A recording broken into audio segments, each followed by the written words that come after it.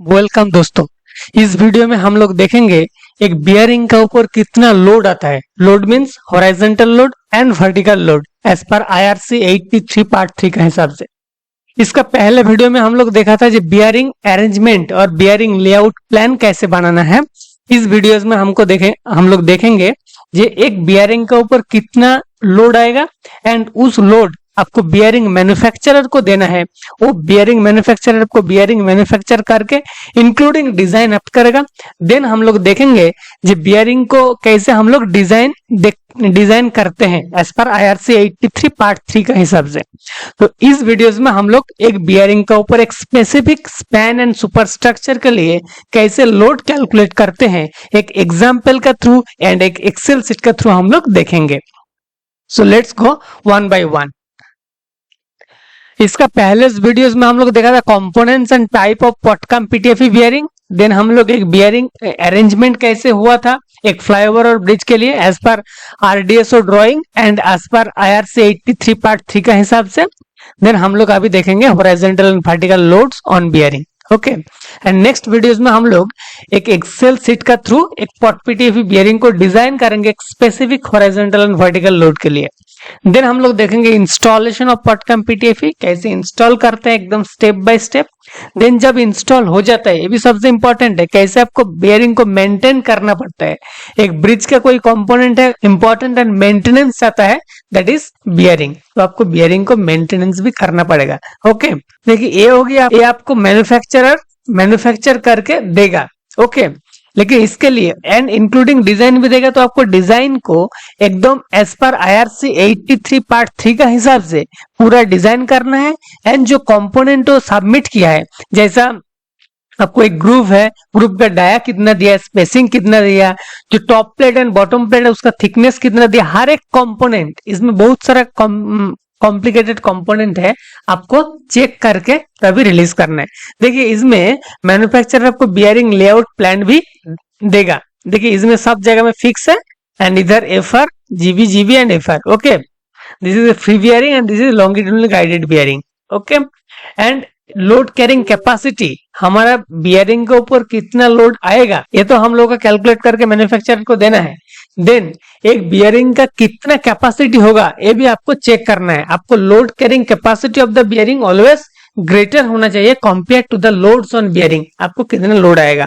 Okay तो अभी देख एक एक्सेल शीट का थ्रू जो कैसे हम लोग एक लोड्स ऑन बियरिंग एक बियरिंग के ऊपर कितना लोड आएगा कैलकुलेट करते हैं। ओके देखिए हम लोग का इसी फॉर्मेट में मैन्युफैक्चरर को देना है बियरिंग को मैन्युफैक्चर करने के लिए। Okay forces on bearing to manufacture the bearing. Okay देखिए ये हो गया आपका बियरिंग अरेंजमेंट और लेआउट प्लान। देन आपको एक बियरिंग के ऊपर कितना फोर्स आ रहा है, minimum vertical load, maximum vertical load. Then आपको देना है horizontal load on bearing. Then आपको देना है मूवमेंट, मैक्सिमम मूवमेंट कितना हो सकता है एंड आपको देना है total of bearing per span and rotation. ये सब आपको बियरिंग मैन्युफैक्चरर को देना है। लेकिन कैसे ये सब डेटा कैलकुलेट करते हैं अभी देखते हैं। ये एक एक्सेल शीट हम बना के रखे हैं जहां पे length of girder, effective length, carriageway width and overall width of the bridge. Okay इसमें देखिए मेरा जो टोटल डेड लोड है, डेड लोड को आपको लेना है SIDL, FPLL means footpath live load, मेरा कोई फुटपाथ नहीं है इसीलिए 0 लिया। एंड जो total live load reaction at free end में मेरा live load reaction 1251.60 kilonewton. Okay तो अकॉर्डिंगली आपको हॉरिजॉन्टल फोर्स को कैलकुलेट करना है। म्यू आर हम लोग जानते हैं mu into mu is the 0.03 and R is the जो टोटल लोड के लिए मेरा जितना रिएक्शन है ये आपको लेना है। डेड लोड 3399.71, SIDL 309.71, ये आपका केस में अलग होगा। ओके तो हर एक प्रोजेक्ट के लिए आपको कैलकुलेट करना है। देन आपको नॉर्मल केस में कैलकुलेट करना है FH due to 70 R wheeled plus single lane of class A. मेरा जो टोटल कैरेजवे विड्थ था 11, इसीलिए हमारा जो लाइव लोड कॉम्बिनेशन है that is 70 year plus class ए और 3 lens of class A, which case में आपको मैक्सिमम रिएक्शन जनरेट होगा उसी को आपको लेके कैलकुलेट करना है। देन आपको हर एक पॉइंट को कैलकुलेट करना पड़ेगा। देन देखिए FH by 2 plus mu are.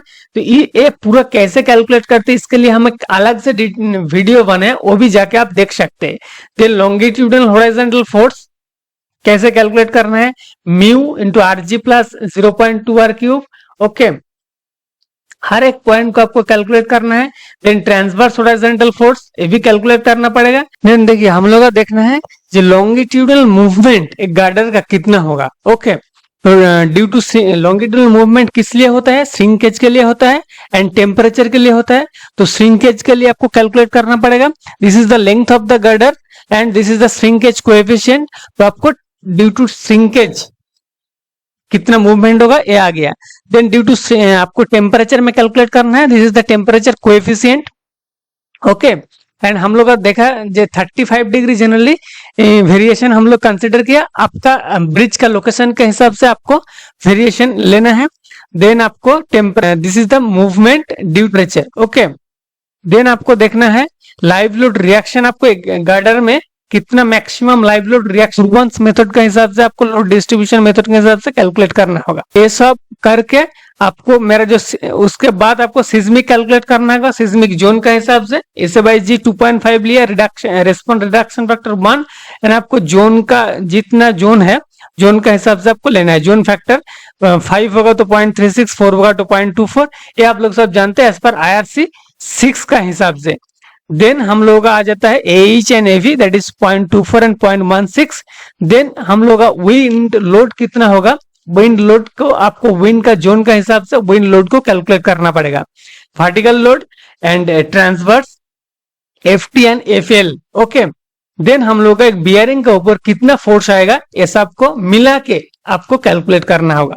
Vertical load किस लिए, dead load, live load reaction, wind load. Then आपको हॉरिजॉन्टल लोड कितना आएगा, ट्रांसवर्स एंड लॉन्गिट्यूडनल। देन आपको मैक्सिमम मूवमेंट कितना होगा सुपरस्ट्रक्चर का, ये भी आपको करके फाइनली आपको देना होगा। मेरा फ्री बियरिंग के लिए नॉर्मल केस में मिनिमम वर्टिकल लोड 150, सिस्मिक में 135 एंड मैक्सिमम जो लोड है दैट इज नॉर्मल केस में 265 एंड सिस्मिक में 240। ओके, एंड जो हॉरिजॉन्टल फोर्स पार बियरिंग, ये एक्चुअली पार बियरिंग माने ईच बियरिंग में ये फोर्स आपको आएगा। एंड नॉर्मल में 27, सिस्मिक में 60, ट्रांसवर्स केस में नॉर्मल 27, सिस्मिक 30 एंड जो मूवमेंट है 50 mm प्लस एंड नेगेटिव में 20 mm। ओके, देन आपको रोटेशन रेडियन में 0.01 एंड फिक्स्ड, इधर फिक्स्ड बियरिंग, ये हम लोग लॉन्गिट्यूडनल गाइडेड बियरिंग प्रोवाइड किया। ओके, तो इसी तरीके से आपको बियरिंग मैन्युफैक्चरर को पूरा लोड डिटेल्स देना होगा। देन बियरिंग मैन्युफैक्चर करेगा एंड एक बियरिंग का कितना लोड कैरिंग कैपेसिटी में तो मतलब vertical capacity, horizontal and movement कितना वो अलाउ कर सकता है, एक्शन कितना अलाउएबल है, ये आपको चेक करना है एंड बियरिंग को भी डिजाइन करना है हर एक कंपोनेंट के लिए। तो नेक्स्ट वीडियोस में हम लोग देखेंगे एक पॉटकम PTFE बियरिंग को कैसे डिजाइन करना है हर एक कंपोनेंट को। ओके।